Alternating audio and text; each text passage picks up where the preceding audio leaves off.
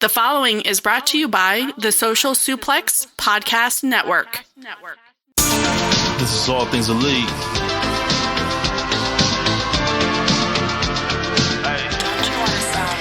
Welcome back to All Things Elite. Load up the pod, man, it's on when we speak. Rich right here, let me warm it up for Austin and Floyd. Couldn't be no one but the boys. When it come to All Things Elite from the fan perspective, swear, man, it ain't no question. Hear from them first. Swear, man, they putting in the work. No, they had to get me for the verse. Social Suplex Network's on. I was at a time in your headphones. Austin and Floyd on the microphone. Backing out on the ring, getting in the zone. Pulling up the show, give it 7 stars, you already know. Who else could it be but the show with the proclivity for positivity? I'm gone.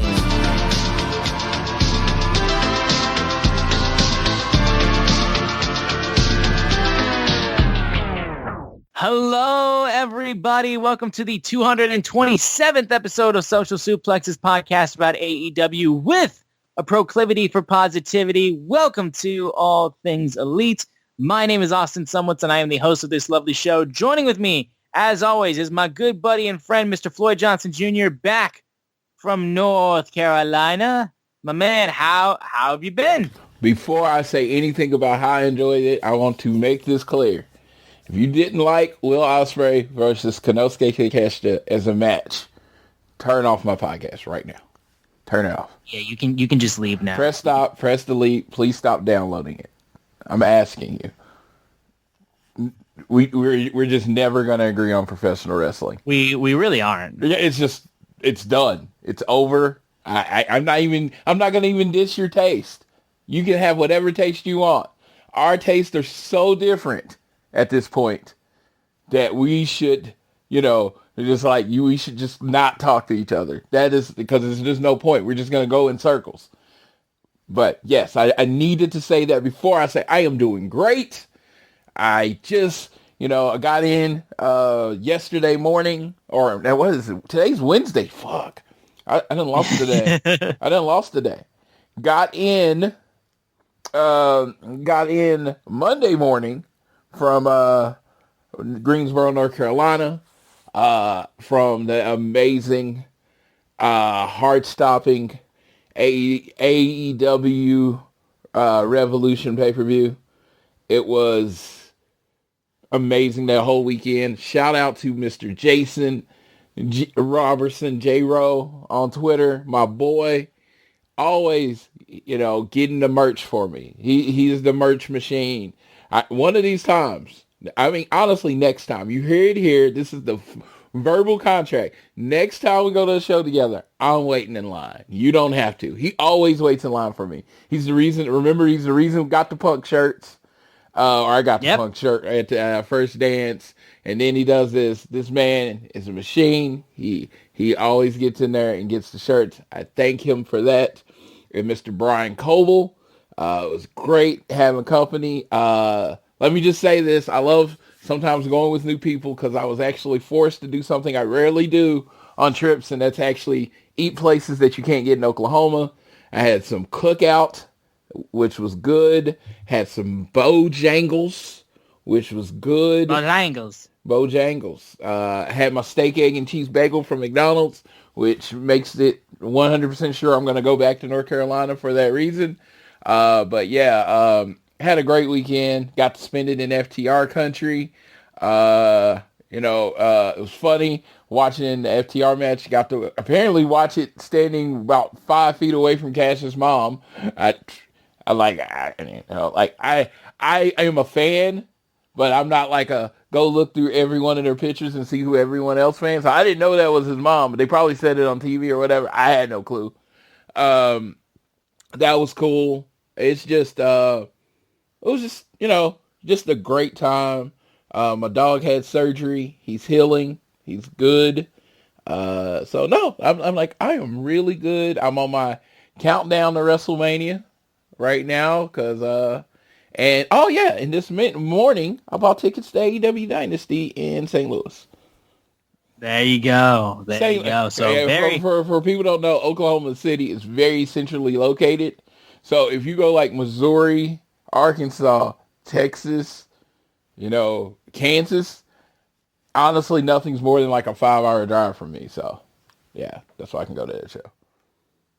Yeah, I mean, so works out for you, and I mean, you got to see an amazing show on Sunday for sure. Like, I mean, the high you must have been on must have been insane. Dude, the high was so high. After I got off the show, went back to the hotel, right? I wasn't even hungry, but I had this energy, and I was like, maybe if I eat something, I can get a couple hours of sleep before I have to go catch the plane. So I went and got some McDonald's. It wasn't great. It's McDonald's. I'm not trying to bury McDonald's, but, you know, it's McDonald's. Then I tried to lay down, and I was like, nope, not sleeping. So I just got up and went to the airport. It was like literally, I hadn't slept for like, by the time I got here, I hadn't slept for a lot of hours, just put it that way. And it was all because of the Sting match and everything. And I'll tell you, weird thing, I didn't cry. I kept saying I was going to cry. I didn't. I was so amped up from the events that happened. It was more of an energy than crying. It's gonna be funny because I work overnights. Like Friday morning at 2 a.m., I'm just gonna bust out bawling at my desk and not gonna know why when all of this is finally worn off and I just have a moment to really consider what I saw. And that's probably what's gonna happen because it has happened to me like that in fast. But yeah, at that point, I was just I tell people wrestling is my favorite art form, my favorite thing. It was literally like somebody just shot adrenaline in my veins, and I didn't want to use that because and your soul. Yeah, exactly. I didn't want to use that, but I couldn't think of another word. I couldn't think of another word. It was like I was on cocaine. I was on cocaine and Red Bull and coffee all in one because I was so amped up. I felt like I could have ran 10 miles. I couldn't have, but I felt like I could. There it is. Yeah, no. And we got a ton to talk about with this incredibly stacked AEW Revolution card that we got. And we're recording this currently the Wednesday as Dynamite is getting ready to air with a brand new look, which we'll touch on a little after the review of Revolution. We're hopefully going to have this up before Dynamite airs. But regardless, we're going to get into Revolution review, which we cannot wait to go like match by match with this.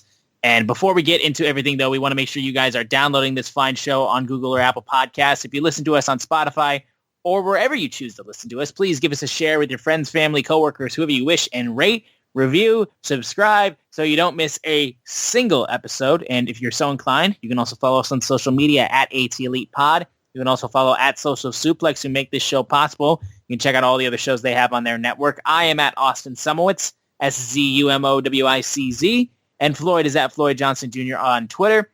Of course, the big news of the week is Revolution coming off of that show. So we'll just get right into it. Do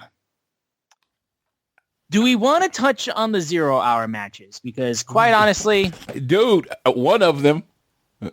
Okay, the women's tag was a banger. Okay. That was a 0-hour banger. Yeah, it was such a 0-hour banger that maybe you could have actually put it on the main card. Card was stacked. I know.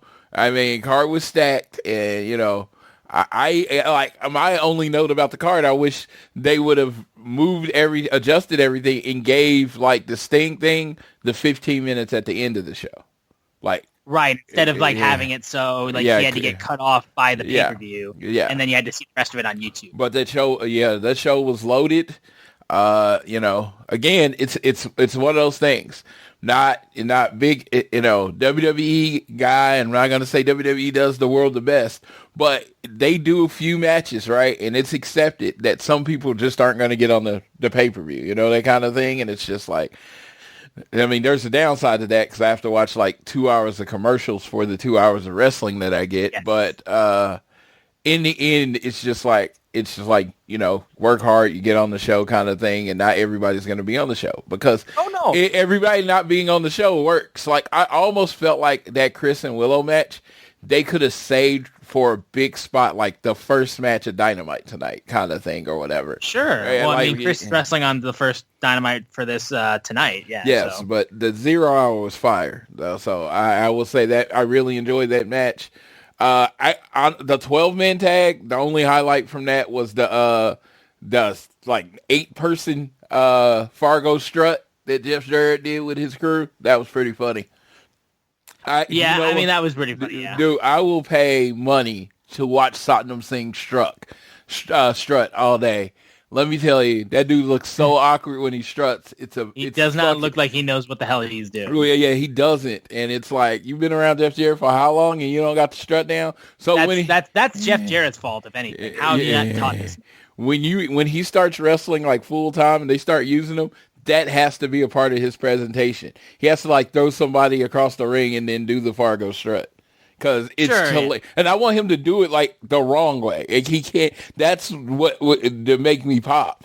If he all of a sudden perfects it, no, I wanted to do it like the giant Fargo strut because it's very awkward, like very stiff. Like, dude, it's like like people grew up doing that. We called it the flare strut growing up, but I guess the Fargo strut is throwing the 2 fingers at the end. But yeah, it's like I feel like everybody in my family has perfected the strut at this point. Right. And the only other big thing that happened on the 0 hour was that Pac had a little video vignette. So he has returned. They basically showed him. I think he even mentioned in his vignette that he almost died. I can't remember what the reasoning for that was, but they didn't think he was coming back, just basically. And the fact that he got healed and whatever, that's crazy. Yeah, so I mean, he is superhuman, that's for sure. Dude, this our roster, man, it's getting ridiculously loaded, man. Ridiculously loaded. I know. And again, like Pac is an absolute beast. The bastard is so good. Seeing him makes me smile. I love seeing Pac, so I cannot wait to see what happens when this man returns.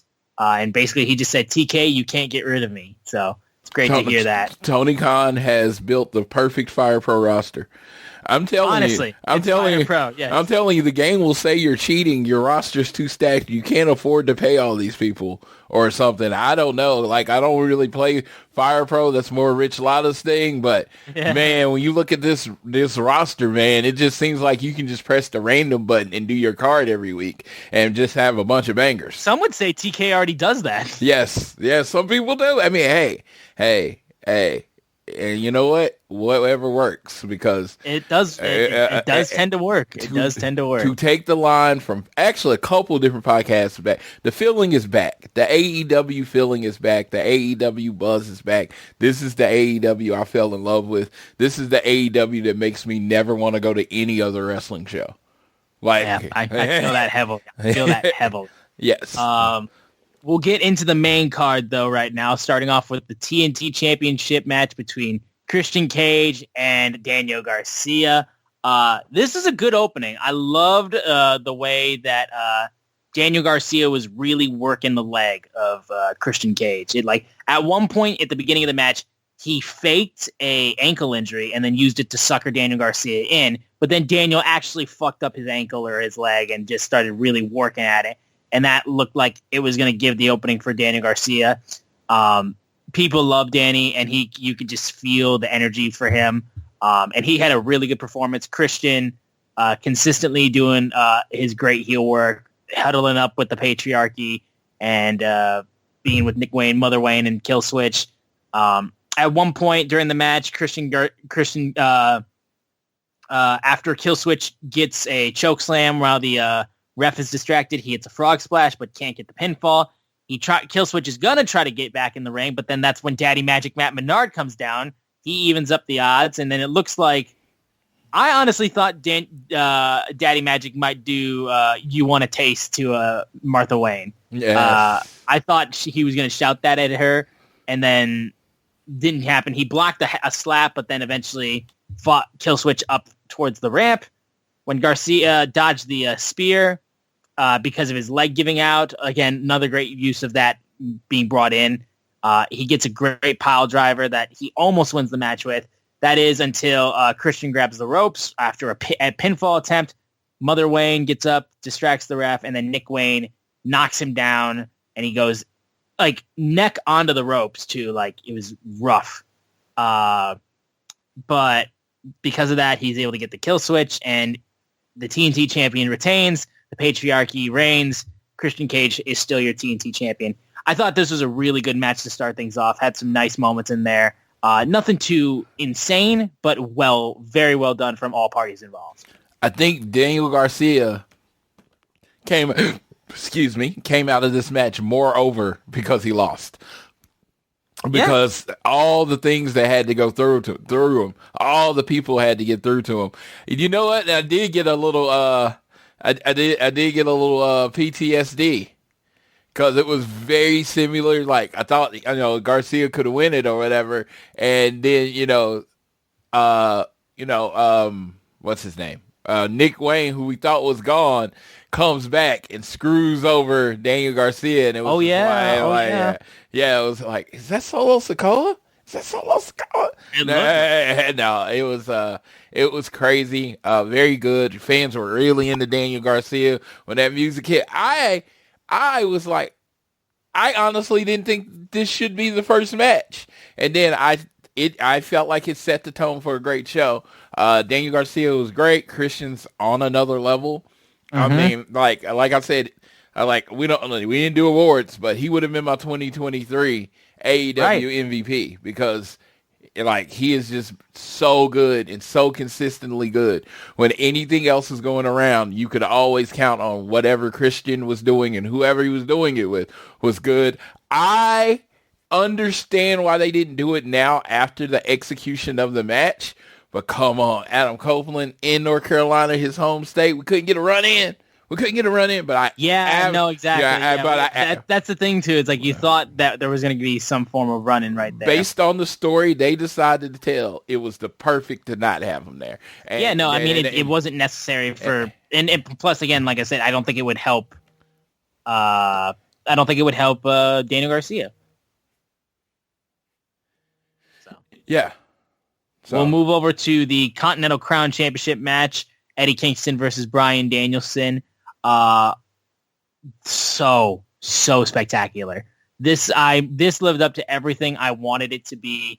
You got two guys that are just like incredible performers. Like those guys are incredible performers and also spectacular wrestlers at the same time. Kingston blocking, like chopping the living hell out of him. Danielson trying to get blocks in on it.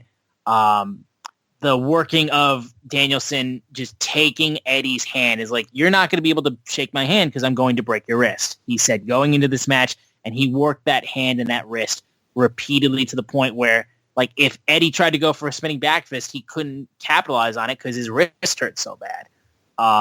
So you thought even if Eddie did win the match, he physically wouldn't be able to shake Danielson's hand or all that kind of stuff. The emotion on Eddie's face throughout the match, too, was also an incredible touch on this. I love just how drained he was as the match went on, but he just was not going away. You just couldn't make him go away. And eventually, as they traded shots, Danielson gets winded a bit, and Kingston gets a knee to the head of Danielson, hits a powerbomb, and he gets the pinfall to retain the Continental Crown Championship. And Danielson, there's points where it looks like he's just sitting there and he's not going to do it. At one point, it looked like Eddie just gave up and was like, fuck it. And Danielson brought him back in, and he shook his hand. He showed respect. The best part, too, of that was when he tried to raise Kingston's hand to congratulate him, and he's like, no, other hand. Ow, my other hand. This one hurts too fucking bad. Incredible stuff. That being said, the one thing I have to really criticize AEW with is the fact that you had a spectacular after-match promo that you only put on social media. If you go to the exclusive post-Revolution words that's on their YouTube channel, you'll see Eddie and Danielson being checked out by Doc Samson in the back, and they have a conversation basically about how much Eddie saying how much that meant to him, and all he wanted was just the respect of the boys, and Danielson saying like, I should have given him my respect years ago. And why that wasn't shown on the pay-per-view is a crime. This promo should have been on the pay-per-view. I love the post-match stuff that they do on social media, but that deserved to be on the pay-per-view to see just how that meant to Eddie and Danielson. And I would also argue that Eddie Kingston, from his feud with CM Punk to now, has been all about trying to earn respect of the people that he viewed as his peers over a decade ago. People like Punk, people like Danielson, people like Claudio, people like Moxley, like all these guys that like didn't respect him and probably had a right to not respect him at that time. But now he's earning all of their respect back because he's lived up and surpassed what people thought his potential of a pro wrestler could be. Okay. I loved this match.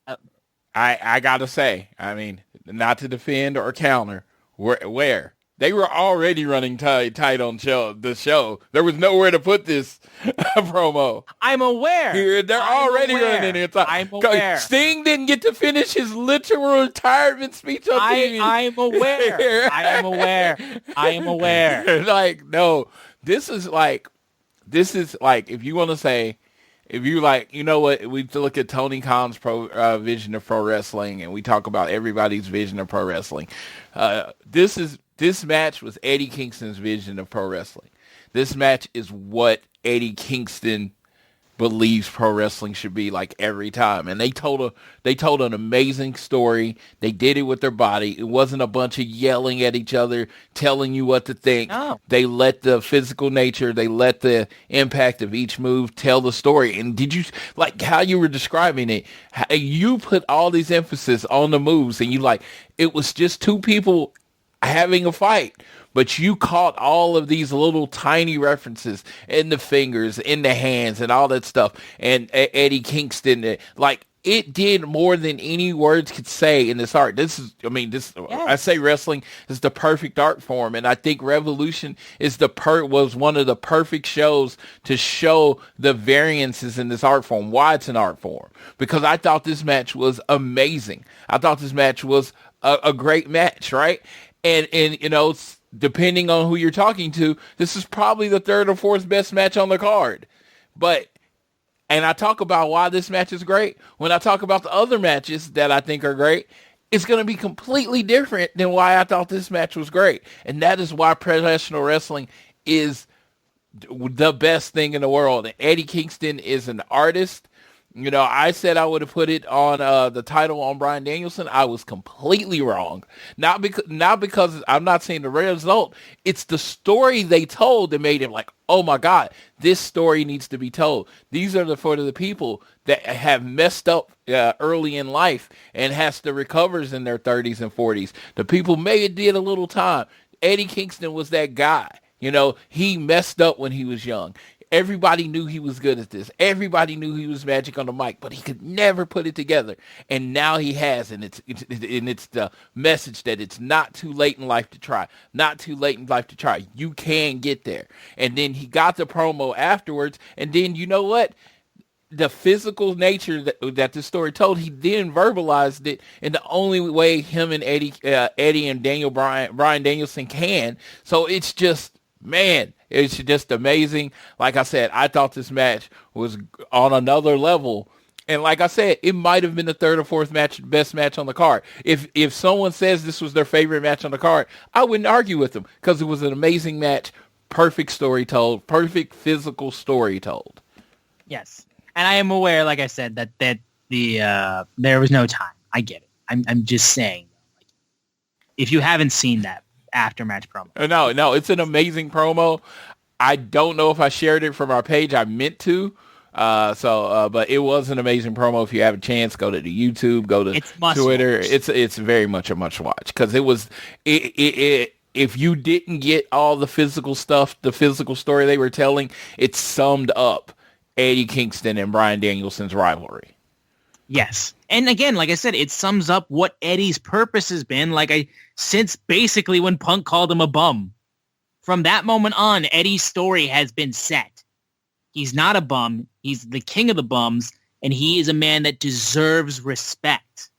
and he's going to show you why he deserves that, because you can't take away the thing that he loves more than anything.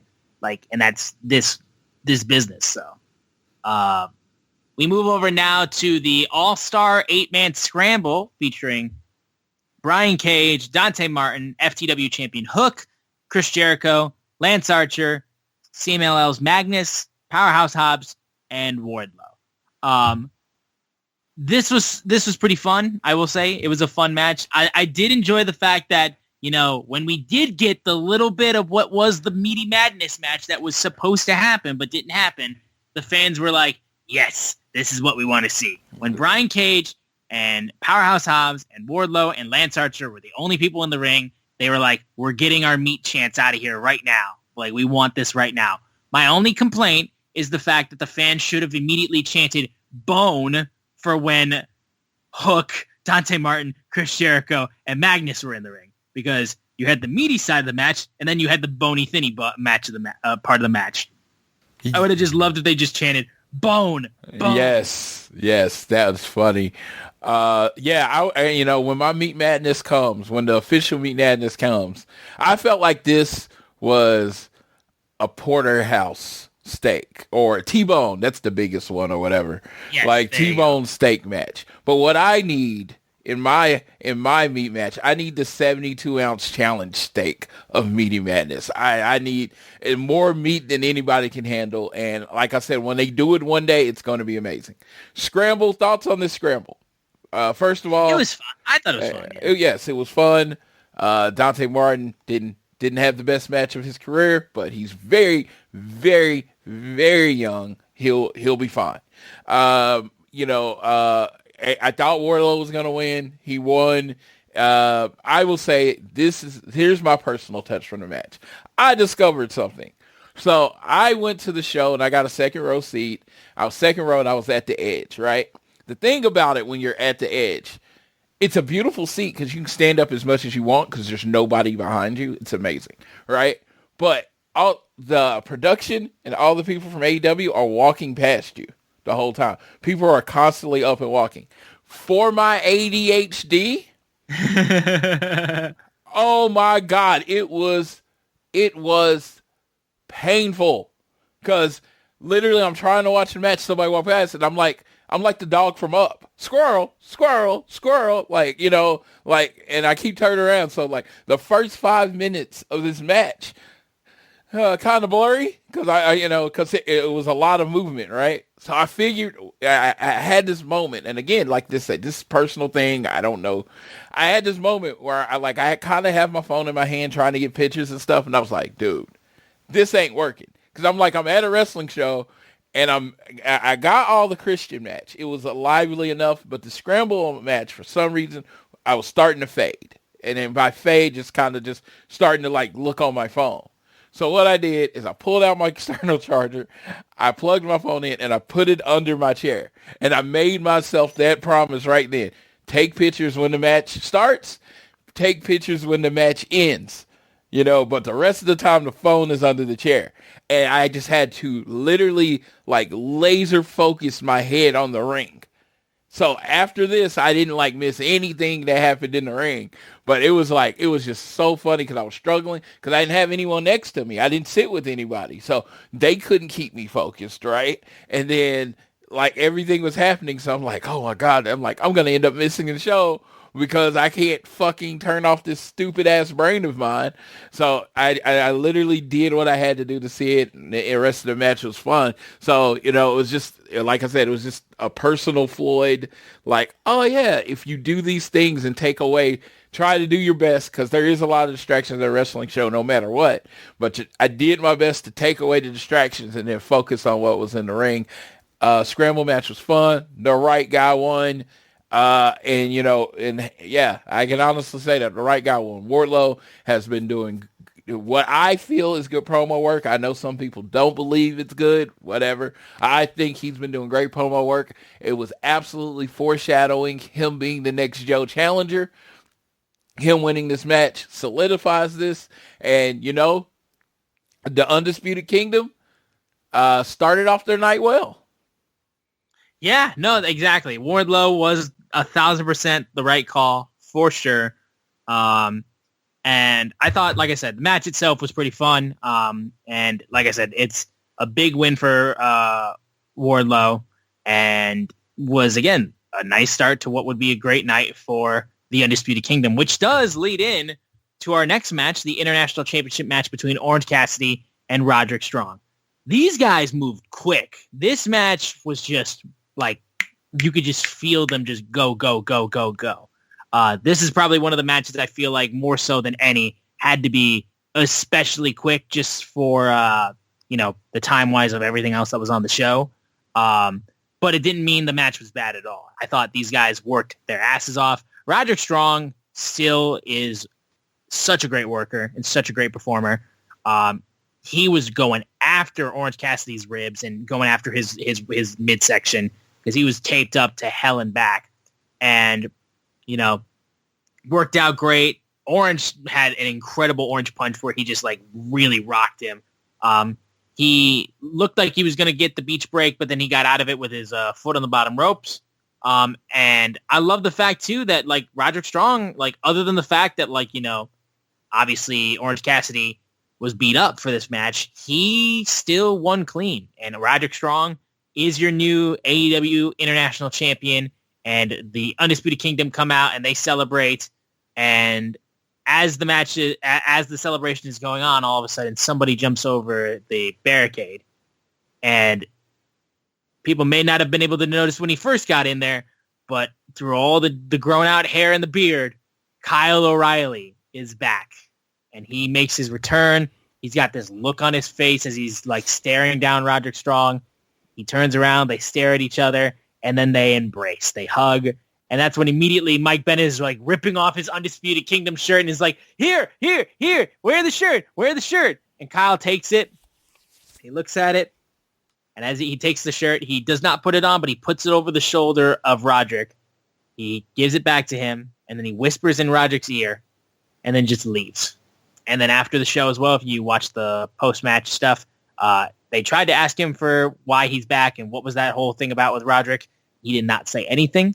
So that being said, so good to see Kyle O'Reilly back. And it's a sweet element now to the Undisputed Kingdom. The Undisputed Kingdom, like we said, needed to start rolling now, and it is. We have things to care about with the Undisputed Kingdom. We have reasons to really fear the Undisputed Kingdom because you've already got one man who's a champion and another man who has a title shot. And Adam Cole's only going to get healthier. So as he eventually gets to be out of the wheelchair, it's going to be even better when we get to see Adam Cole back. So, yeah, match itself was really good. I thought just really fast-paced, really hard-hitting, and did its job. And, again, has helped the Undisputed Kingdom feel like a threat, which it needed to after a good period of, kind of tampering off a little bit. But this was much needed. So I give all the praise to this. I'm going to tell you, this match was another banger, almost perfect match. The reason was this match has been going on for 6 weeks. And what you saw was the end of the match. This was the devil at work. Adam Cole, the mastermind, each week attacking Orange Cassidy, attacking his friends, every time taking a shot after shot. Texas Death Match with Bennett, every match, taking advantage of the fact that Orange Cassidy wouldn't take a day off. They slowly broke down his body, took his friends away over the last 6 weeks, left him completely alone. This is the exact same thing they did to MJF. They took out the Acclaim. They took out everybody. They left him completely alone. So they didn't run this back and do it to Orange Cassidy. His body's basically broken. And who's he wrestling on the other side? The master of the backbreaker. And through that match, he physically just relentlessly attacked in the back. The backbreaker on the turnbuckle and how Orange Cassidy... and it wasn't that Orange Cassidy wasn't a great wrestler. It wasn't Orange Cassidy and having to fight back. Orange Cassidy had been physically broken over 6 weeks. And the match was the culmination of that pounding that his body has taken. It was the perfect match for the story that they've been telling for the 6 weeks. Roderick Strong, in like no fanfare, no cheating required, just pins Orange Cassidy because he didn't start beating him on March 3rd. He started beating him 6 weeks ago when the match was announced. I thought that was perfect. I was like looking at it and I was just like, man, and it did lose some of the audience because it literally was, I wouldn't call it a squash match, but it was a very one-sided match. Orange Cassidy, it was pretty closely like that. There was like really no close calls. It was like Roderick Strong just beat this man. He beat this already beaten man, clean finish in the ring. Roderick Strong, your new international champion. And then this actually happened. When I saw Kyle O'Reilly, I honestly thought if I didn't see Dave over there looking chill, I was like, I saw or Cheesecake, if some people know him. If he wasn't chill, I would have panicked because I thought a homeless guy had rushed the ring, and I was like, oh, that's just Kyle O'Reilly. Yeah, like I said, you wouldn't be able to fully tell. You would not be able to fully tell. Yeah, and then I saw it. I was like, oh, that's Kyle O'Reilly. And then he put the shirt on him, and it's just like, yeah, Adam Cole still runs this group, and Kyle O'Reilly and Adam Cole aren't on the best of terms right now. So even though he's cool with Roderick and Matt and Mike, and they're all good, he ain't right with Adam. So, and AEW, what does it not do? It doesn't forget, right? No. Kyle O'Reilly just doesn't come back, and throw on the shirt. And he like, wasn't him and Adam Cole having problems when he left? No. They said, you know what? That is addressed. We're going to talk about it. I can't accept the shirt. Now, maybe he ends up in Undisputed Kingdom. Maybe he doesn't. But they left it there as a story. I just thought this show is cooking with gas right now. It is on fire. And honestly, during the pay-per-view, the next thing, I truly believe it was was my first like real critique. What was the next match? Next match we move into is your boys FTR versus the Blackpool Combat Club. Okay, before we even talk about the match, I would have flipped this match with the women's match. Yeah, I think so. Because Roderick Strong just dominated Orange Cassidy. The air was kind of out of the crowd right now, right? Yeah, honestly. Yeah, the air was kind of out of the crowd because Orange Cassidy had just been decimated, right? So you put Deanna here, her music, she comes out, has her entrance. Then you do the Tony Storm, like the old Tony Storm thing that kind of woke the crowd up. And then, Tony, that ends up being Mariah May. And then Tony comes out.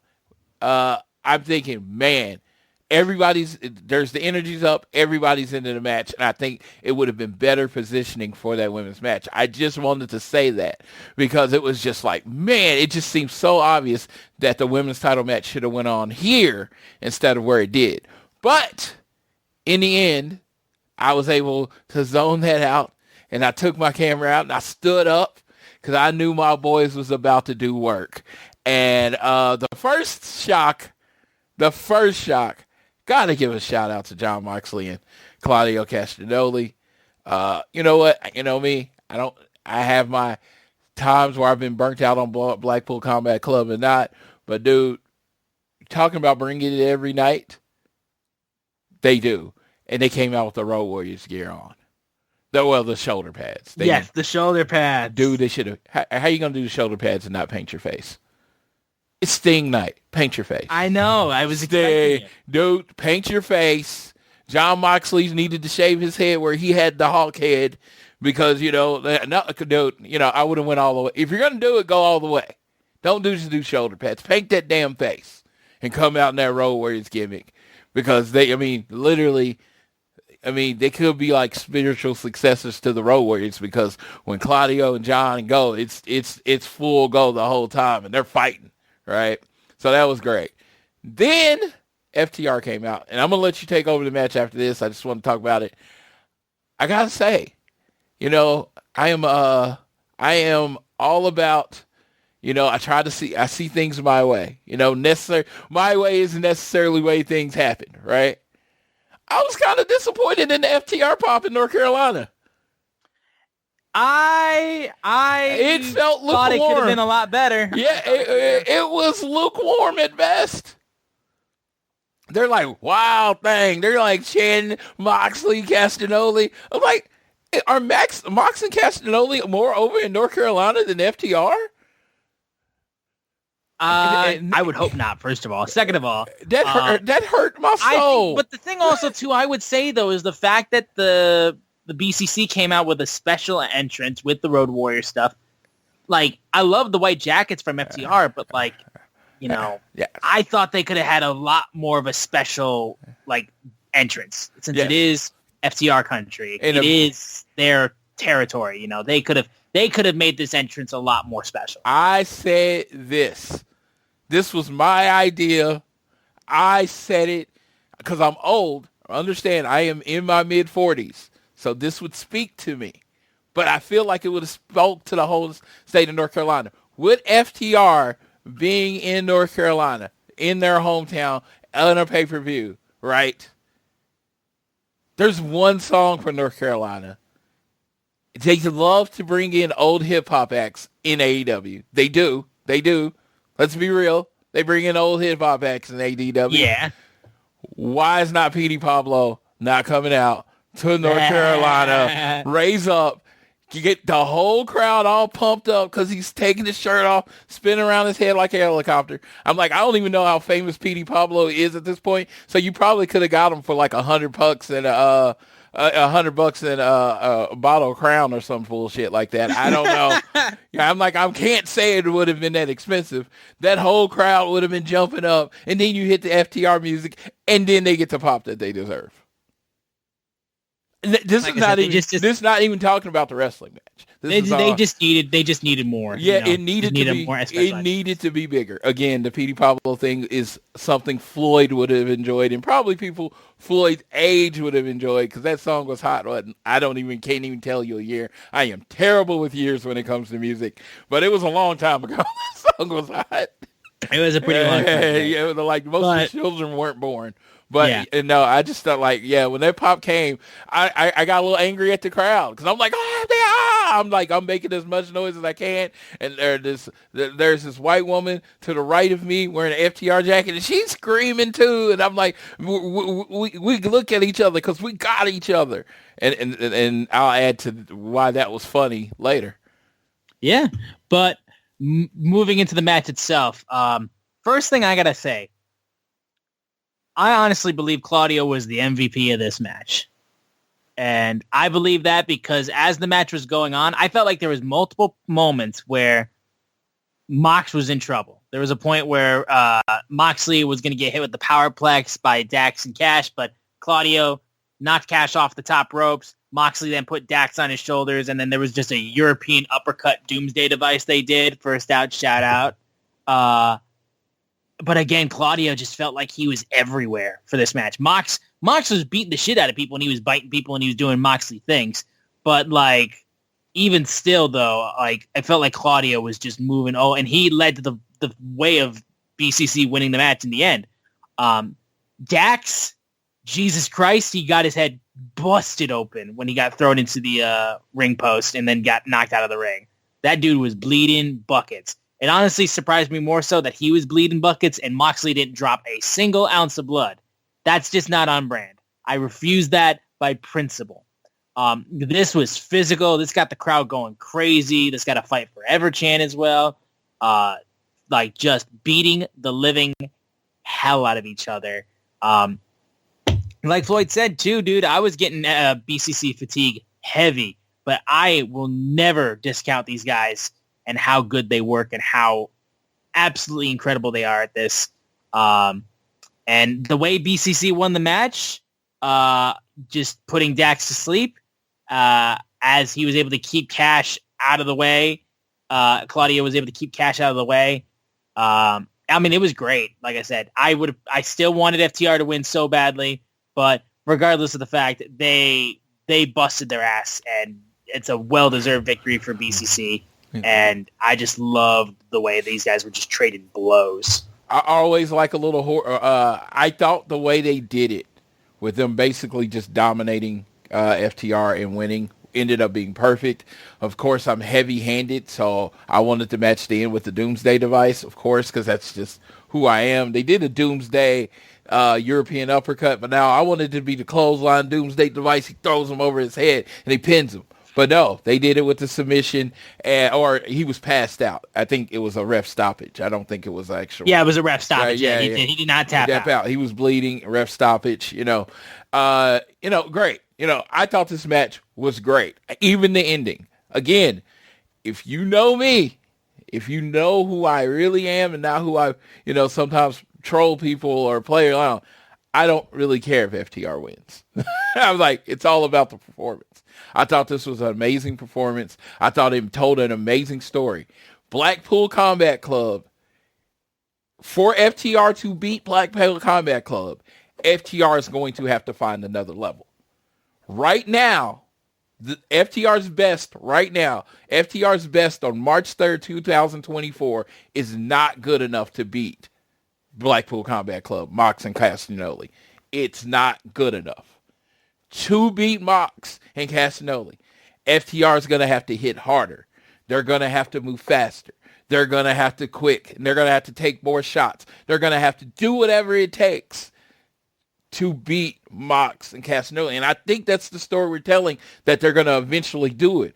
But on this night, Mox and Castagnoli were just one step ahead of FTR. FTR hits the Shadow Machine. Claudio's there. Every time they try to hit the remove, Claudio's there. They're on top of everything. They were just one step ahead of FTR.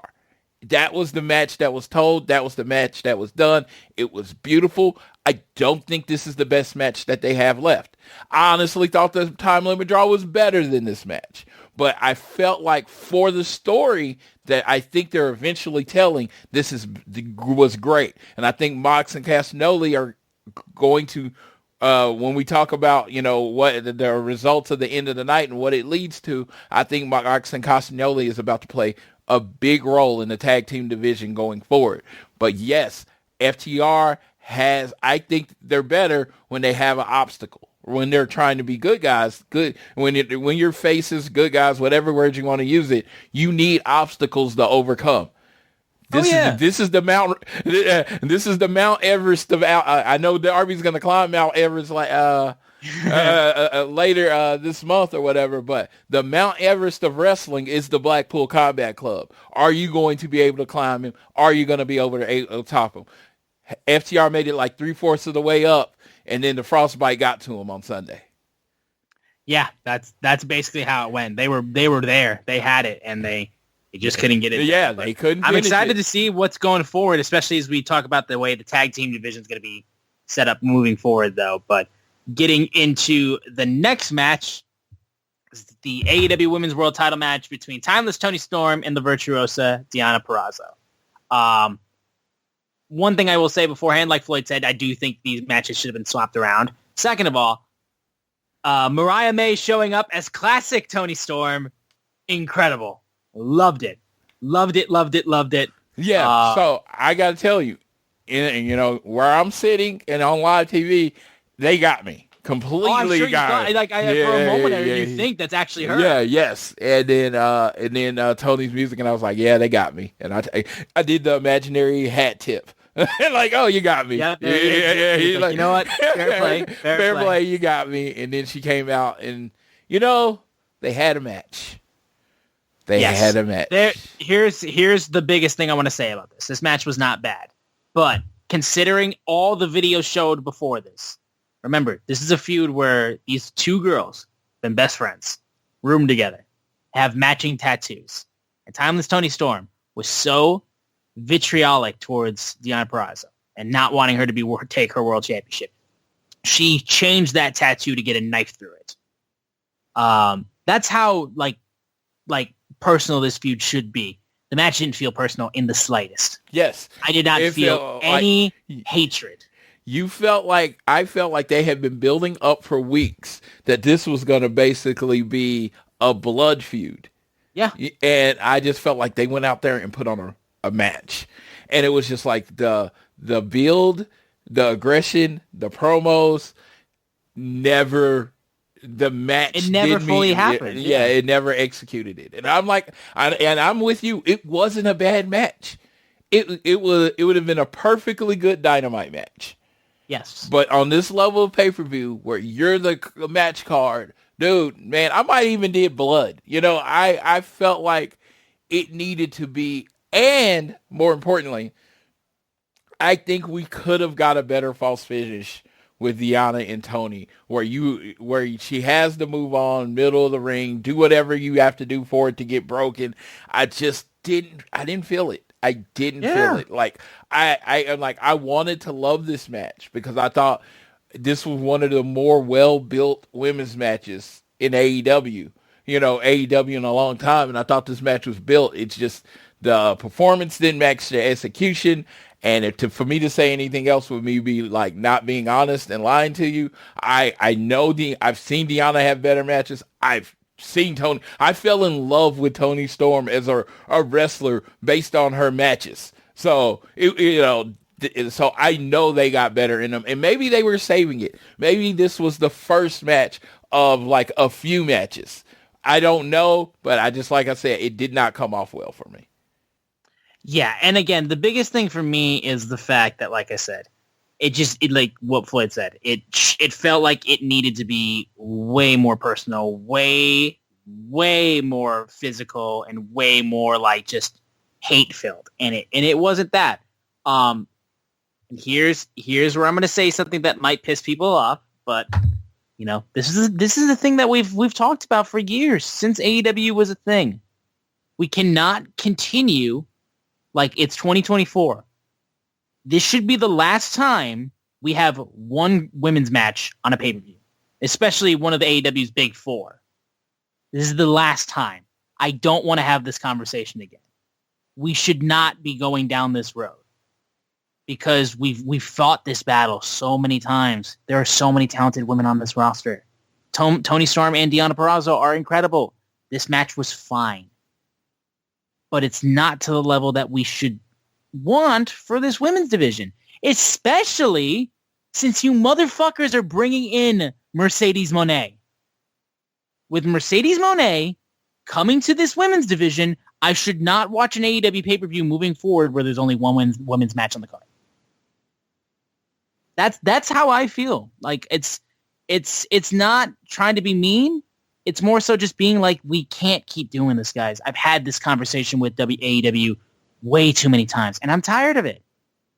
I'm tired of wanting more from the girls. The girls should already have this right now. This should not be something that has persisted since 2019 when the company first started. This should be something that we should have solved by now. And now we have one of the biggest women's free agents in Mercedes Moné showing up. And there needs to be a new standard. And it can't just be one women's match per pay-per-view. And I don't count 0 hour. All right? So let's fix this so I don't have to talk about this again. I think there's so much potential with this women's division. But I don't want there to be just potential. I want there to be results. And I think everyone in that locker room can provide results. I literally saw, and like we saw all the people that showed up for Sting's retirement and like applauding him on the way out. I saw Britt Baker in the way back of that giant group at the end of the show. She has not done shit, but she's there. So can we get Britt Baker on TV? A small little ask. Let's do better, guys. Well, let me tell you. It's not a bad match, but let's do better. I've been clamoring for the DMD, the face of the AEW women division, to come back for months now. I mean, I don't know. Hey, hopefully she's healthy. She's happy. They're putting something together big for her return. It's funny. I'm like, yeah, man, dude. And it's like, you say I only want to see women's match. Man, Ospreay just came. I know, dude. Okada's on the way. Pac is back. Kyle O'Reilly's back. MJF is coming back. Oh my God. It might get worse before it get better, brother. I'm aware. It might get worse before it gets better. He goes, hey, Mercedes Moné, it's they're gonna have to do something. And like, I personally wouldn't put her in the title picture initially, like really quick. I'd probably I'm not saying that. I'm saying for the women's division, it would probably be better for her, if you're looking about the better health of the women's division, to come in and have a feud with someone outside of the title, so you can, have a built-in another match into the show. You know what I mean? Yes, and you have more than one women's match on a pay. Yeah, so no, that has nothing to do with what Mercedes should do when she first shows up and when she should go after. No. I was just thinking that's a different conversation. No, and that's what I was saying. I was thinking going forward. Yes. I was thinking of ways to help. And that would help because again, Mercedes working with any of these girls will continue to do wonders for them and the division as a whole. So, like I said, you have one of the biggest stars in women's wrestling showing up in your company. We need to raise the standard of what this division should be producing on a pay-per-view basis. The literal only conversation I want to have. Has nothing to do with the match, which was fine. It was fine. Could have been so much better. Toni Storm retained. Love that for her. And again, best part was honestly Mariah May showing up as classic Toni Storm, and the fact that Luther may be the worst butler I've ever seen in my entire life. Yes. She's carrying Toni Storm and literally does not move as Deonna Purrazzo dives onto both of them. Yeah. Like, Luther, you are a terrible butler. You got to do the Samoa Joe walk away. You got to. He doesn't own that. You can do that too. Just move. Deonna, I saw some things that she wasn't big enough for this spot. And I'm like, let me tell you.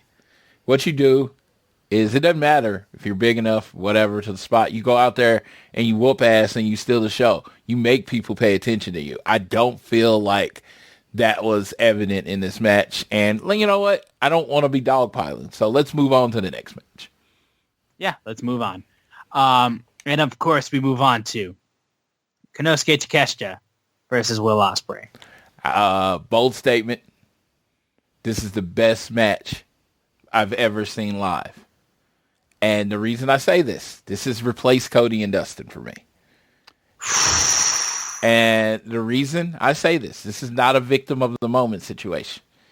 This was this. Everybody knew what this match was going to be. Everybody had decided what this match was going to be. This match was going to be, oh, you're getting Will Ospreay into Takeshita. Oh, they're not giving us a clean winner. Oh, they're not giving us a clean winner. No, there's no way. They're not giving us this early match. Will Ospreay's first match, they're giving us a clean winner? No. Don Callis is going to interfere, and then Will Ospreay is going to turn on, blah, blah, blah. I said it. But you know what? I heard it on other podcasts, right? I've heard it everywhere else. Don Callis was going to have something to do with this match. Will Ospreay, top 3 professional wrestler in the world, because I'm not trying to argue. So you might think somebody else is 1, 2, whatever. But if you don't have Will Ospreay in your top 3, again, we have nothing to talk about. Konosuke Takeshita, probably top 10. I would go, if you really feel strongly, you could go down the top 15, but top 10 wrestler in the world, right? Tony Khan, the architect, the strategist, the guy that keeps me in love with professional wrestling every day, says, basically, Will Ospreay, Takeshita, go out there and show them who you are. Introduce the American audience to Will Ospreay. Somebody was like, somebody sent me a take from Dave Meltzer that the old guy said this was the first time they'd ever seen Will Ospreay. You're fucking lucky. Mm-hmm. You got full form Will Ospreay. Like, there's Iron Man in Iron Man 1, right? But by the time he gets to Endgame, he has all these extra toys, right? This is basically like seeing Iron Man in the Infinity Wars Endgame. He had become such more powerful than he was in the first one. This is you have seen fully formed, fully able to sell, fully storytelling focused Will Ospreay. So if this was your first time seeing Will Ospreay, Good. Awesome. You know the fuck he is now. You are aware now. You are aware. Konosuke Takeshi's been telling you for 2 years who the fuck he is. Yep. This is Konosuke Takeshi, like saying like, "Oh, you thought this was me? I hadn't even reached my full power level yet." And then they go out there and put on 30 minutes of completely, like, literally, I forgot everything that happened before this. I have never seen professional wrestling before this. This was perfect pro wrestling. And like I said, I don't have to talk about one move because there's too many moves to talk about. And if you hear my excitement, you usually only hear this when I talk about FTR. These men came out there, oh my God, and painted a perfect wrestling picture. And again, I say it's the best match I've seen live. Oh my God. Because guess what? It was a wrestling match, right? It wasn't like, there was no story really. I mean, it was like, two Don Callis people are fighting each other. There was no like, I hate Will Ospreay, I hate Kanesh. This wasn't the story built out over the years. It was two people, one of the biggest stars in the world, and you didn't believe Will Ospreay is one of the biggest stars in the world. Just listen to that crowd when he comes out. Ospreay, elevated, banging. Konosuke Takeshita, dude. God's chiseling out the perfect professional wrestler. It's probably Konosuke Takeshita because he is big, he is fast, he is physical. Oh my God, the blows he throws. Oh my God, Will Ospreay, the bounce back, the sequences. Oh, if you didn't like this match, just don't talk to me about pro wrestling. We can talk politics. We can talk religion. We can talk sports. We can talk food. We can talk whatever the fuck you want. Don't talk to me about pro wrestling if you didn't like this match. Austin, you can actually talk about the match now.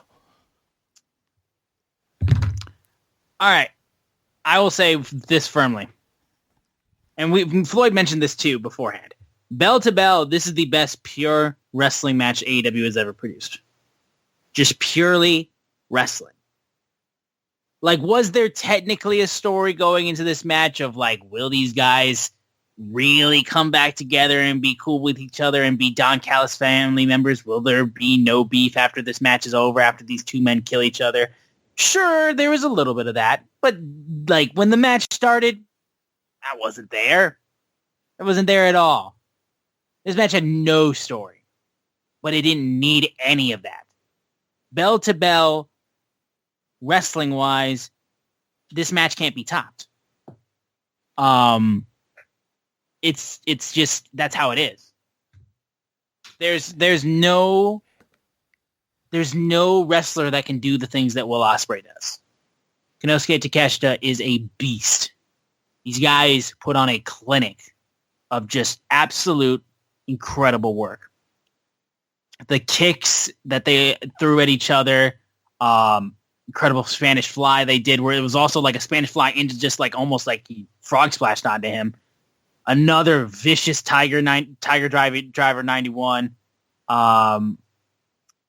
Like, dude, if I went word for word of every match, every move that was used in this match, we could do a whole show on this match. Just on this every match. Move.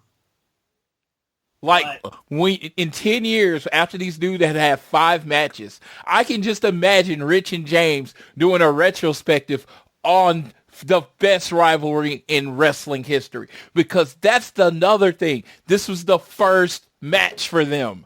Yeah. This was the first one. This was their first match against each other. And this was only Will Ospreay's first match as a signed AEW wrestler.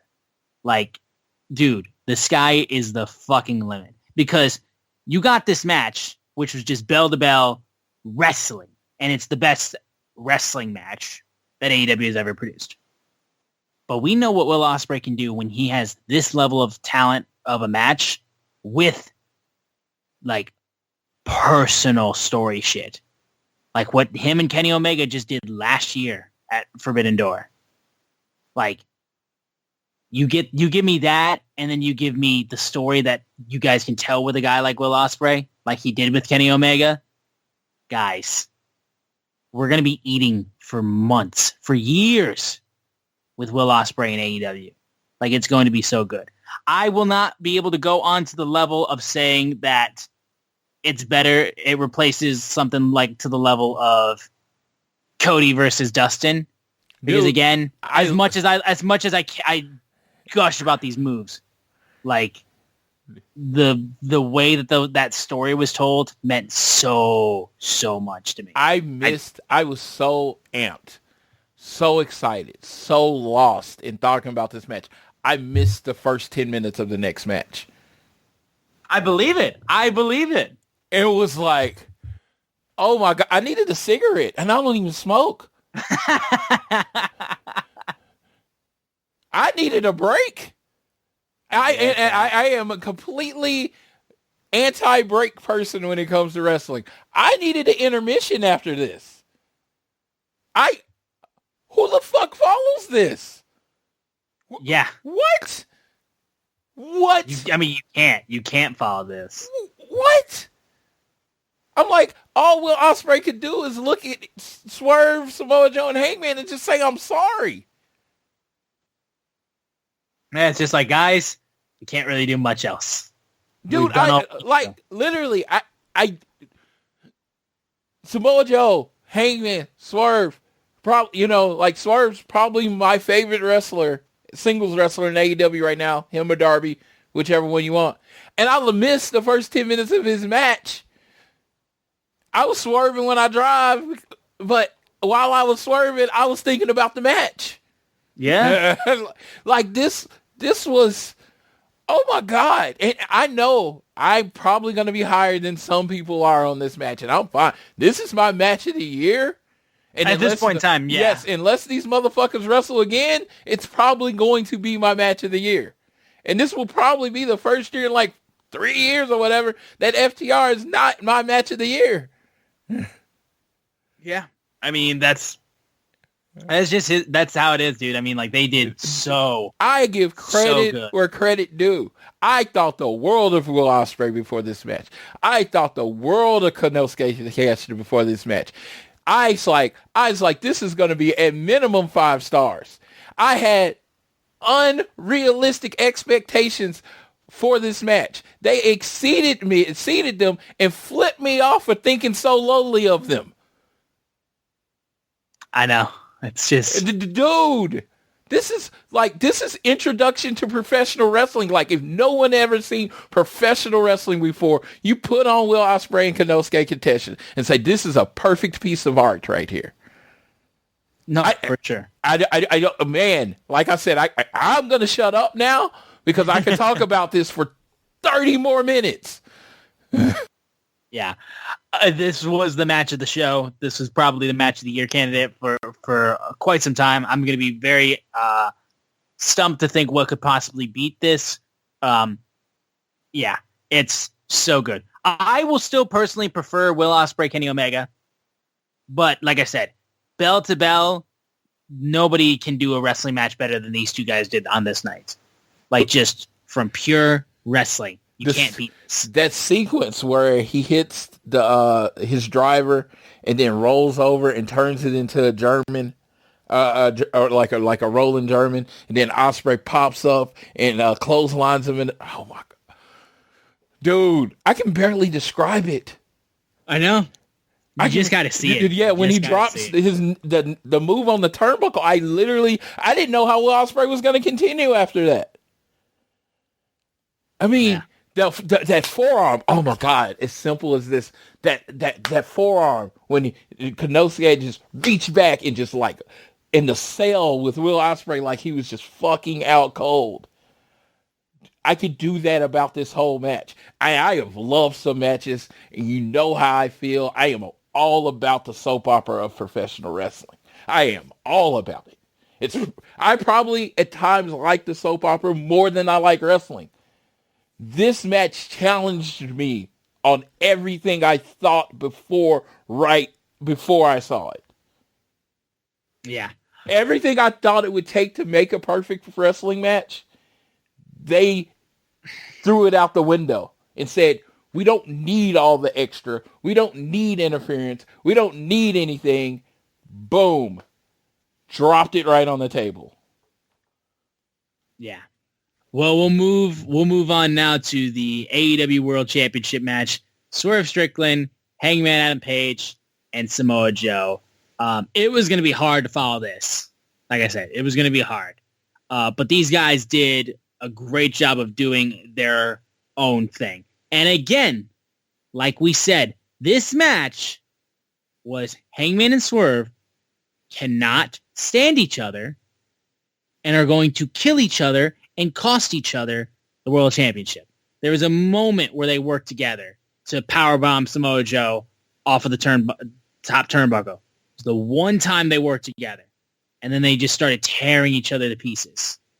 Yeah. And Swerve even had his eye was fucked up at one point. And as he just kept getting hit by Hangman, he just starts laughing hysterically.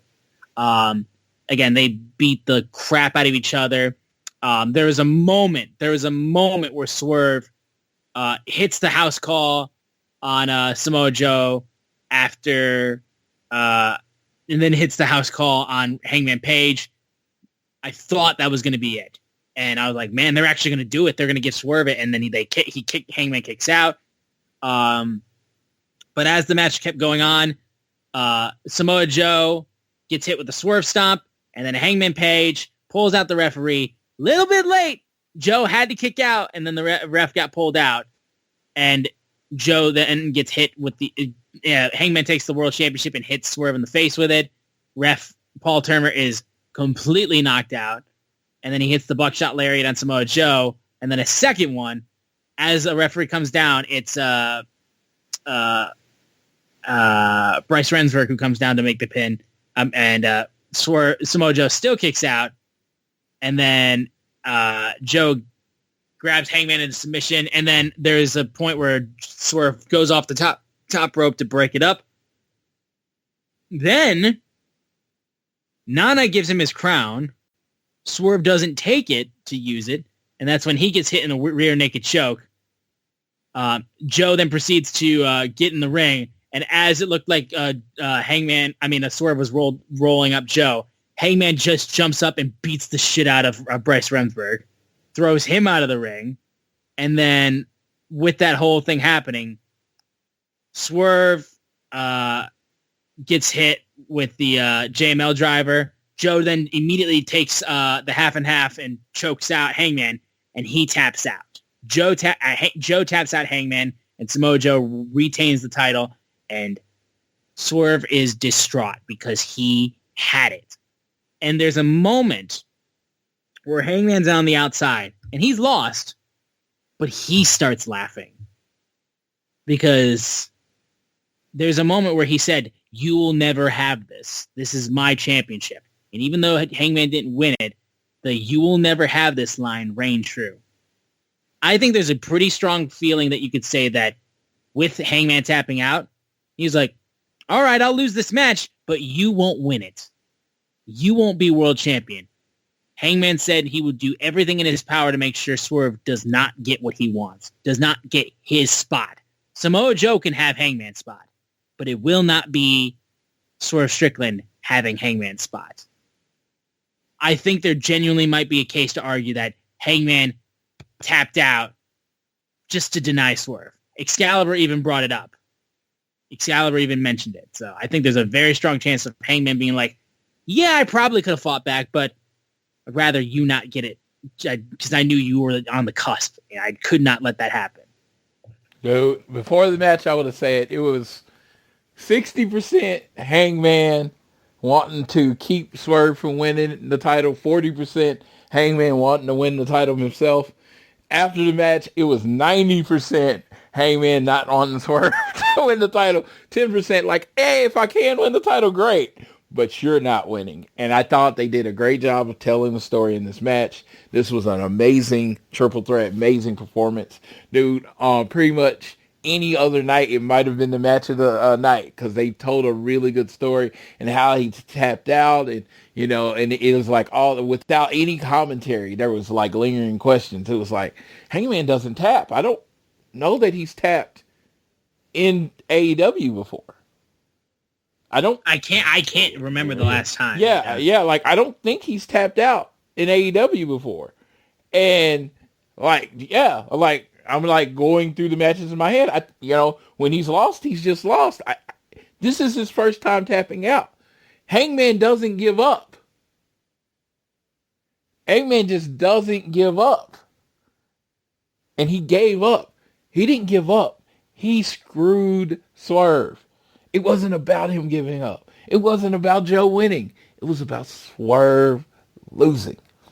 And I'm waiting on the promo, the interview, whatever, where Swerve realizes that he's never going to get where he needs as long as Hangman's around.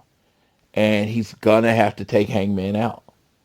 Like, he's going to have that talk that he has to take Hangman out. The good guy Swerve, the guy that wouldn't cheat. He gave the headband back. He wouldn't cheat. He wants to do this. He wants this to be his. He wants to win the title. He doesn't want to take it. He wants to win the title. And, and he's not going to be able to do that with Hangman around. But there's this whole other side. Again, everybody's like, this was a complete switch because of Hangman taking out the referee and everything. I got a question. To all these people that Hangman is unquestionably the heel. What would you do if somebody broke in your house and stood over your kid and looked like they were threatening your kid? I'm aware. I say I'm still not accepting that he's a heel. I'm accepting that he hates Swerve. I don't know if you've ever seen Taken. Liam Neeson wasn't the best person getting his daughter back. He tortured some people. He shot some people in the face. He did what was necessary to get his daughter back. He wasn't a good guy. Like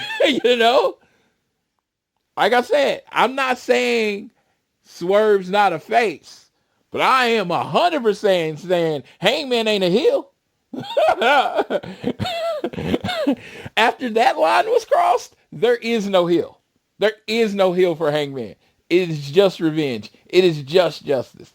That him keeping Swerve from winning the title on the third, okay. That's one time I kept you. I need to keep you from winning the title forever. And that's what's perfect about this story. You can see yourself in both characters.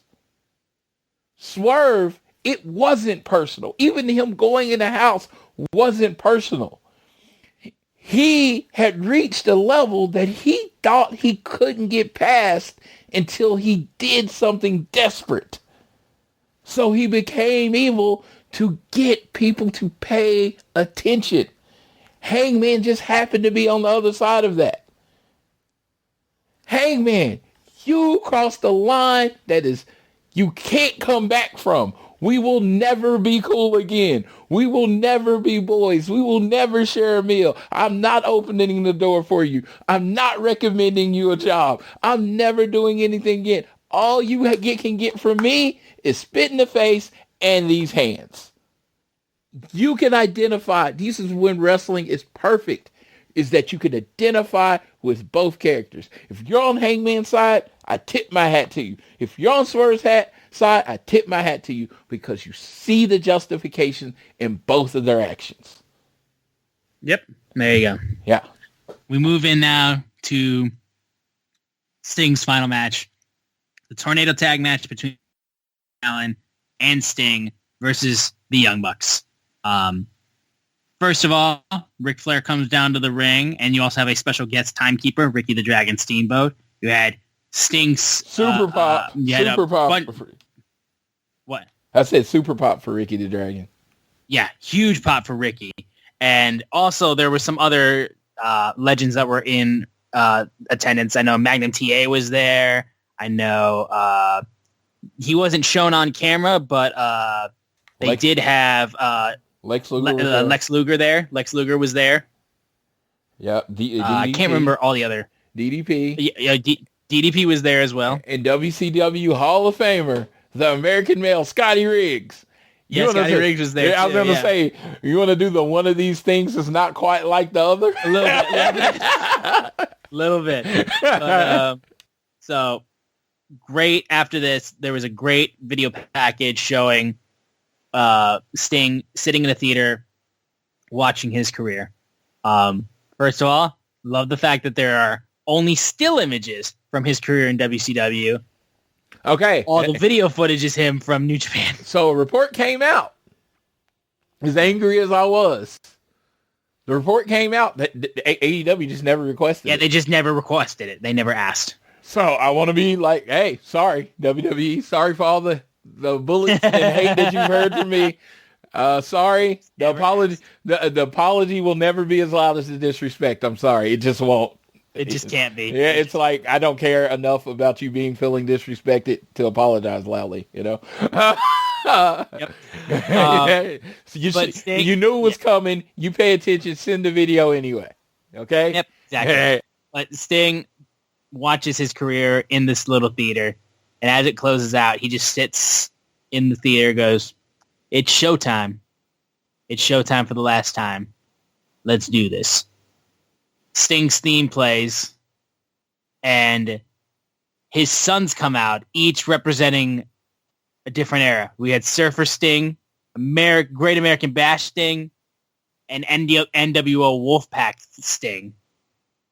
And then Sting comes out, and he's got a different theme, doesn't he? He's got a different theme. Yeah, I mean, and it's funny because I was like, when the theme came on, and you think about the lyrics and stuff, it really does go with what he was trying to do because of what the Bucks had done. He was out to seek and destroy. Seek and destroy, dude. Like I popped so hard. I got to tell you, the white people around me were going fucking nuts, man. I felt like this was the white version of a Swerve song because everybody was like, "Oh, sing it!" They're like faces turning red, and they're singing this song as hard and as loud as possible, and I'm like, "Oh, okay." Seek and destroy. Dude, it was like the red eyes are bulging out. I seek and destroy. This was their moment of the night. I was like, me kind of shrugged my shoulders. Cool. Yeah, no. It's crazy though. It was such a huge moment, and this match was wild. Like immediately out the gate, Darby just comes out and just starts beating the shit out of the Bucks. And they get Sting's kids in there, and they all start doing stinger splashes on the Young Bucks. And a double Scorpion Deathlock is already locked in at the opening part of the match. And the crowd's already chanting, "Thank you, Sting." And this match hasn't even really gotten going. They start fighting up towards the stage. And then there's a point where Sting, as they're fighting on the outside, pulls out a plane of glass, and he's got his bat, and he smashes through it, showing, real glass, grimy, whatever. The Young Bucks then start running away, and as they start running away, Darby gets hit by Nicholas with a Falcon Arrow off the stage through multiple tables, and then Matt suplexes Sting through the table off the stage, and insane. They bring out a giant ass ladder. Darby gets thrown into that ladder, but then Darby starts fighting back, and then after he slams Nicholas into the steel steps, he lays out a bunch of steel chairs and then places a plane of glass on top of it, climbs to the top of the ladder, dives off, but Matt pulls Nick out of the way, and Darby collides through the glass onto the pile of chairs and is gushing blood from his back, his shoulders, his arms. Yet somehow, what was the number? He only needed 13 stitches? Yeah, I believe that was the number. 13 stitches. From that? How? He's a professional. I don't know how. First of all, I'm happy for Darby's safety. Very, very, very happy for his safety. Yeah. the concerned trolls were out there. And I will tell you, I will say this in a definitive way. Everything in professional wrestling is dangerous if you're not trained. Yes. No. Everything is dangerous. So we've seen Darby take bumps like this before. This man just knows what he's doing. So yeah, it was dangerous, quote unquote, but it wasn't as dangerous because a man that knows what he was doing it. Yeah. No, I will say, the one thing I will say is, because I know you knew the first person that was going to be mad about this was going to be was Jim Cornette, who I believe called Darby the dumbest man and the biggest moron to walk the face of the earth.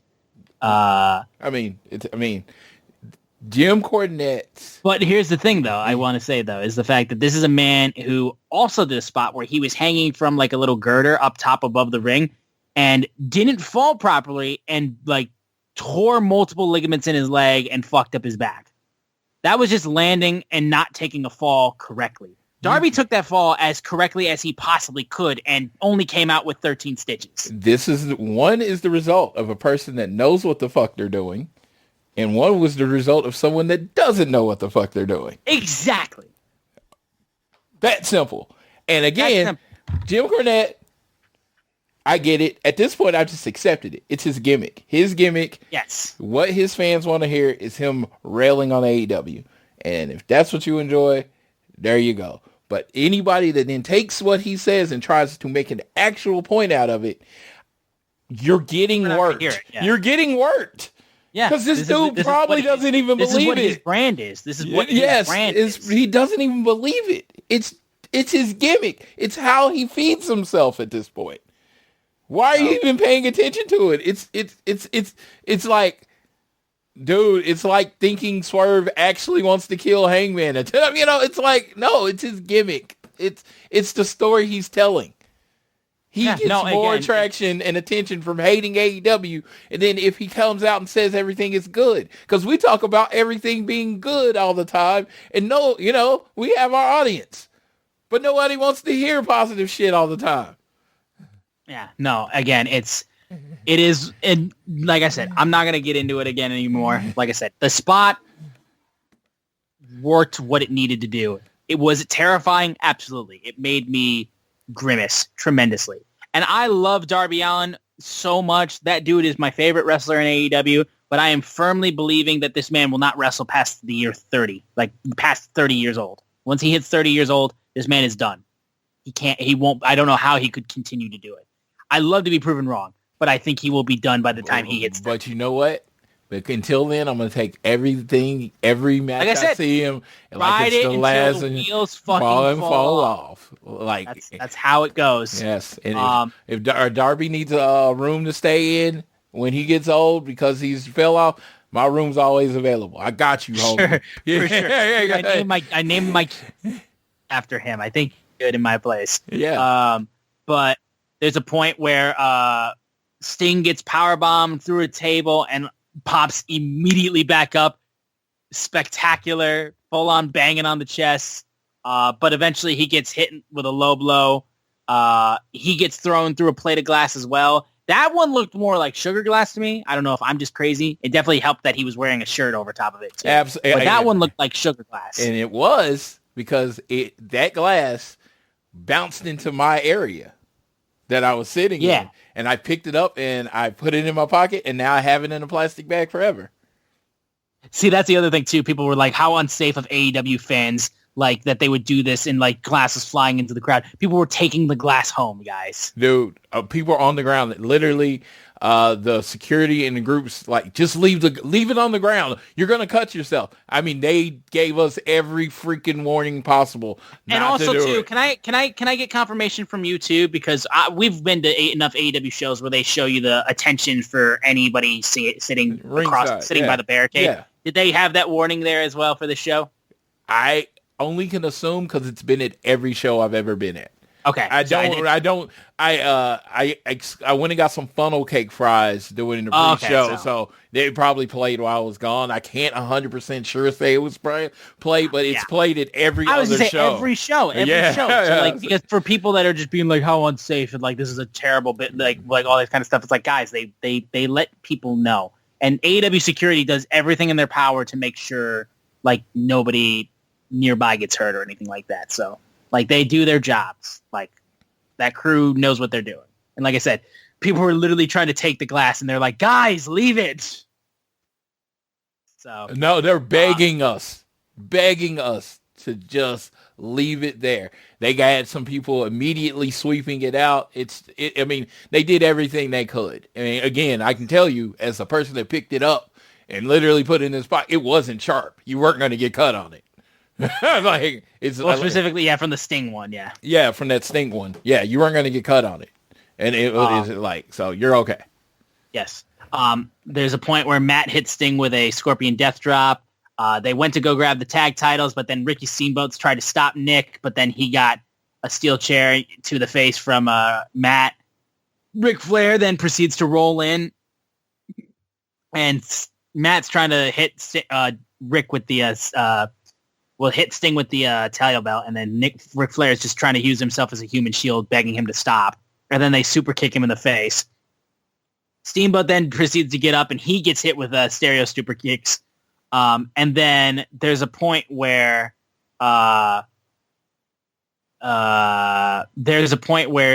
Sting is being led up, and I will give all the credit in the world.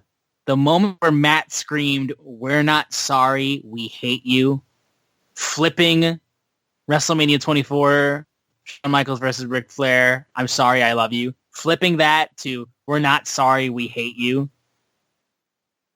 Floyd said he tipped his imaginary cap. I tipped mine like right there. Like I said, dude, I mean, such a great line, such a great little reference, and with Flair being in attendance too, like incredible. Like I loved it. I can't love the Young Bucks more than I do right now. They are doing Christian level tag work right now as far as what they're doing with their characters, and what they did for Sting and how good he looked and what they went out and put out there. Yeah, you can't say anything bad about the Young Bucks to me. You just can't. I can, but you're not going to listen. I'm not going to listen. I mean, I'm not going to listen. Again, I can always say it. Not everybody gets along in wrestling, and I'm not going to be like, oh yeah, you didn't get along with these people. Yeah, it can annoy me, but the Young Bucks are masters of their craft. And as the match continued onward, there's a point where Darby pops up and avoids, like, Sting's about to get hit with the TK driver. After he got hit with the 2 EVP triggers, and then he's laughing at the Bucks. They try to get him with the TK driver, but Darby then proceeds to shove Nick off the top rope through a table. Sting hits the Scorpion Death Drop. Matt somehow kicks out, and then that's when Sting holds on. He gets hit with a coffin drop by Darby, and then the Scorpion Deathlock is applied, and Matt taps out, and the AEW Tag Team Championships are retained by Darby and Sting. Sting finished his career in AEW undefeated, and he retains the tag titles. And again, like his speech afterwards, there was not a dry eye in the house. There's a moment where they cut to the crowd, and there's a father wearing Sting gear, Sting face paint, and a son wearing Sting face paint, and the son, who's like probably 12 or 13 years old, is bawling his eyes out. And it's just like, there's one word to describe Sting. He's generational. This dude is generational. I don't think you could have a better way of going out than this. Dude, I will say this. It's the best retirement match you'll ever get. Yes. You may be able to find something that's close or similar level. Nothing will ever beat this. This was the perfect send-off to Sting. And this is, I mean, if I'm a legend and I'm like, man, I got like 1 or 2 more years in me, how do you not go to AEW? How do you not go to They will take care of you. And how do you not go to AEW and take care of you? And I want to thank Darby. I definitely want to thank Matt and Nick, or Matthew and Nicholas. I mean, like, you want to talk about forever grateful? Like, Sting was one of my childhood heroes. Like, literally. My first wrestling figure, Sting. I'm not going down the list again. Sting's one of my childhood heroes, and what they did for him, how good they made him look, how they kept him the featured part of this match, how good Darby did, how they brought his sons in. Gratitude and loyalty forever to everybody involved in this. This is, I mean, if you had to take a picture of a moment of anything of why I love AEW, you could actually pull out several moments from the show. But to what they did for Sting, someone that meant so much to so many people. It's not about me. So many people, everybody was a little Stinger at some point. Everything they did for him, all I can say is thank you. Gratitude forever. Yeah, that's all I can be. That's the only that's the only thing I felt after. I felt grateful that I got to experience Sting for as long as I did. Because you don't get careers this long very much. It was don't get to see wrestlers of this caliber. Yeah, 40 years from beginning to end. He's amazing. The people are amazing. This was everything right about professional wrestling. From the wrestlers coming out. They came out before the match. They were standing behind us in the crowd watching. Then they came out on the stage after the match to give him a shout out. Dax was bawling his eyes out. Dude, like I said, I always say, no one loves professional wrestling more than me. I would argue. I was like, I think Dax got me beat. Yes. I think Dax Harwood has me beat. But yeah, this was perfect. It is why, like, when I say, hey, I watch all wrestling, but I watch AEW first. That this was it. This was everything. Everybody involved. They brought out these kids. The grandkids were in the section right next to me. Yeah, I don't know. All I can do is it was perfect. But yeah, thank you, TK. Trust in TK. All the things I said. Like, this is why there's such an ardent AEW fan base. This is why they don't let you say bad things about AEW, because in the bigger scheme of things, AEW is everything that's right about pro wrestling. Yeah, and it was an incredible closeout to an incredible pay-per-view. I thought this show was spectacular, and seeing Sting, a legend, go out as a legend, again, there didn't feel like there was any part of me that was like, this dude's washed. This dude isn't who he is. This dude isn't the icon anymore. This is just a guy playing the icon. This is Sting. Yes. He is still Sting. Yes. And you don't get that all the time. Correct. And we're just grateful that we got to see a legend be a legend for as long as we did. Yeah. I've been to plenty of AEW shows. I only saw Sting in attendance once, and it was for Forbidden Door 1. And I hold on to that so much, because you don't get moments like that where you get to see a legend like that in his element. So yeah, just incredible show. Yes, and I want to say this. I know everybody has talked about, because this is what podcasts, this is what social media is. Everybody talks about where this ranks in all-time AEW matches. Yes. This is my opinion on it. This will always live outside of my rankings. Mm-hmm. It reminds me a little bit of the one Brody match. Yes. Where Redbeard came back. You can't rank that match. Yes, this will live outside of my AEW rankings forever. It's its own thing. It's its own thing, because it was more than a wrestling show. It meant more than a wrestling show. So that being said, I'm just like, it's always going to live outside of my rankings. It's just different for the me. Whole show, the whole show, I feel like, because like I said, the whole show was surrounded by the ending of Sting's career. So I can't even necessarily, because I saw on Cage Match this Revolution was ranked as the second best AEW pay-per-view behind All Out 2021, which is still, to my feeling, the best pay-per-view I've ever seen in attendance ever. Best wrestling show I've ever seen. I think Revolution would fall outside of my rankings, just like pay-per-view wise, because, like I said, the whole show was just. No, like I said, it's just like I'm gonna just treat it as a separate thing because to me it was a perfect 10 show, right? And I don't. Anybody that got on and rated it lower than a 10 doesn't know what Sting means. You know what I mean? This was perfect. This is how you send off your legend. It's a 10, but because it meant so much more than being a wrestling show, it's not going to be in my rankings. It's just going to be this Sting thing existed in its own universe, and It's the best way it is. And that's what I'm saying. I'm not saying like, oh yeah, no, I enjoy a lot of pay-per-views, but this one, when I do my top 5, I'm going to say at the beginning of the top 5, you won't hear this thing because it lives in its own universe. This was the Sting verse, the goodbye to the man, goodbye to the icon, the goodbye to the legend, goodbye to a part of my childhood. You know, it is sad. He wrestled so long. He was a part of my childhood, and he was a part of your childhood. Mm-hmm. And we're not really close in age. So it's amazing. Yeah, it's amazing. Thank you. Thank you, everyone involved. I know most people, like anybody in AEW didn't listen to this show, but if you do, thank you anyway. Thank you. Yes. We'll quickly preview what we're going to have on Dynamite tonight. You're going to have Kyle Fletcher versus Will Ospreay, Chris Statlander versus Riho, a huge announcement from the EVPs, Matt and Nick Jackson, an FTW championship match between Hook and former FTW champion Brian Cage, and we'll also be hearing from Darby Allin. Now, we have to talk about the brand new look AEW Dynamite received. That Dynamite logo that leaked out has been fully confirmed, and the stage has also been shown recently on social media, the full logo, the full everything. And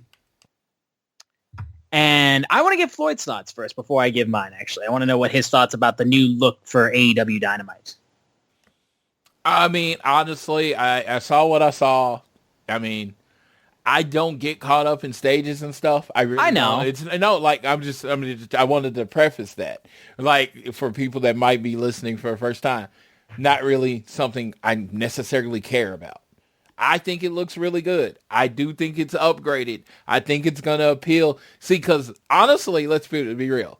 I'm 43, right? I have now graduated outside of the demo. You know who it matters more what they think about? You and Austin and Sydney. It matters more what y'all think about it. But I like it, but I wasn't going to hate it. You know what I mean? When they did NXT 2.0, I was like, didn't think about it. Like I was saying, it is what it is. There is a group of people, there is a section of wrestling that loves and wants to talk about this to their blue in face. I am not in that section of wrestling. It's fine. Yes. I will just comment on it. Like I said, I don't think it's as big of a deal as the actual product. The product itself is the thing that matters to me the most, the wrestling itself, which is spectacular. But, it is a change, and I do want to say, Floyd did bring up NXT 2.0. The logo itself reminds me of NXT. I know I've made the joke that, with the colors being back, it looks a little bit NXT 2.0 related. But they're like, my sister Cindy was even mad, being like, AEW did color first. And I'm like, okay, we're not taking ownership of who brought multicolored into their logos. And I don't care about that. I'm just saying, recency bias, the logo reminds me of NXT. That's just how my brain works. That's all I'm saying. And also, I just thought the original logo, because I'm pissy and I like things the way I like them. The original logo is what I think of when AEW Dynamite is mentioned. So it's always going to be my preferred logo. That being said, like I said, should not care much about it in the long run. The stage itself is an upgrade to what we had. I love the fact that the tunnels are back because I miss those. I miss the original sets, honestly. I miss the original sets with the original Cody Vader and the thing hanging above the Cody Vader. I miss that. But, you gotta change and adapt and all that kind of stuff and make your stuff bigger and better and all that kind of stuff. And you're not going to be able to keep the same stage forever. You know what I mean? Right. That doesn't happen. But at the very least, I'm happy that we got the tunnels back. Yeah. That should be fun.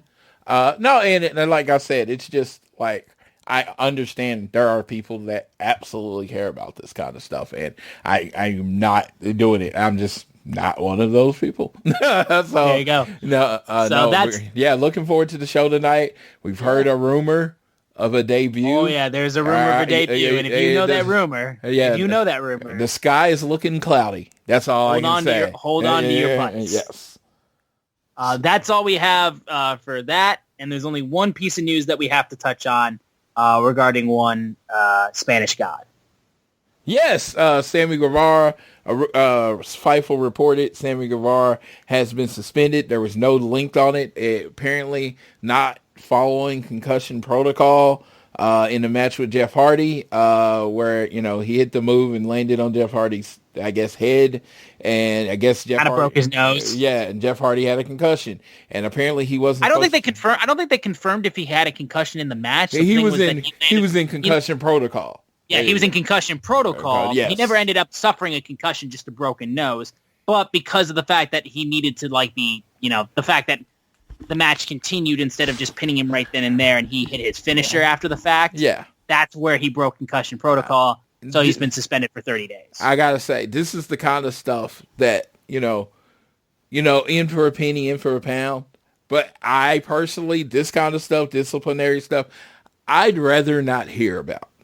Personally. Right. This isn't like, this is stuff that we would normally hear in sports. Yes. In sports. But you're going to get a lot of people that have never taken a bump, never jumped in, never been responsible for somebody's body, chiming in on whether they think this is right, wrong, or anything. I'm not a wrestler.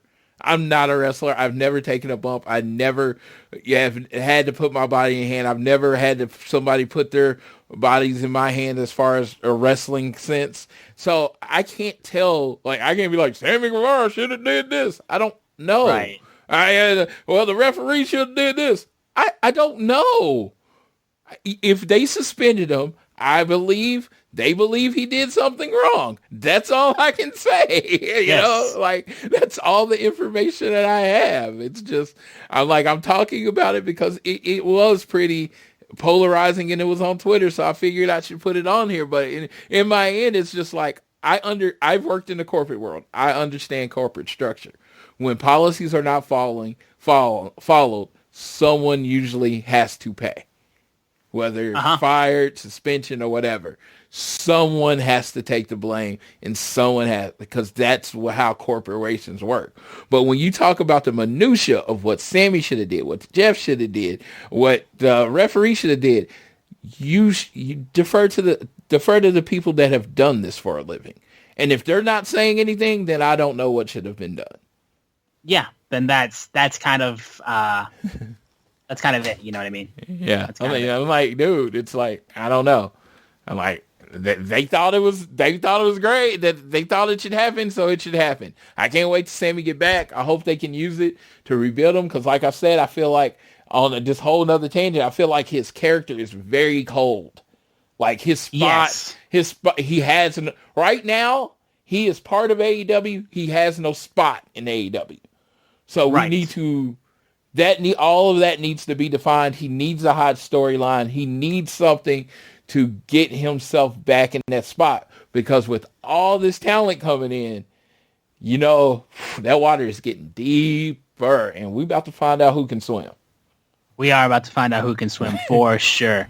But that is going to do it for this episode of All Things Elite. We will hopefully have an episode on this past week in AEW very soon after Dynamite. Hopefully we'll be able to get that set up out to you guys. But we want to thank you for listening to our Revolution review. If you enjoyed the show, continue to follow and share us and download the show on this whether it's on Google or Apple Podcasts or if it's on Spotify. Give us a share, rate, review, subscribe. Follow us on Twitter at ATElitePod. You can also follow at Social Suplex, who make this possible. You can also check out all the other shows they have on their network. I am at Austin Sumowicz, SZUMOWICZ, and Floyd is at Floyd Johnson Jr. on Twitter. Hope you guys enjoyed Dynamite tonight, and I will let our boy Floyd take us home on this episode of All Things Elite.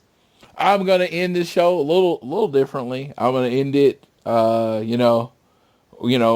it's homework or school, always do your best to be elite. But I have to end it with 3 words and 3 words only. Thank you, Sting.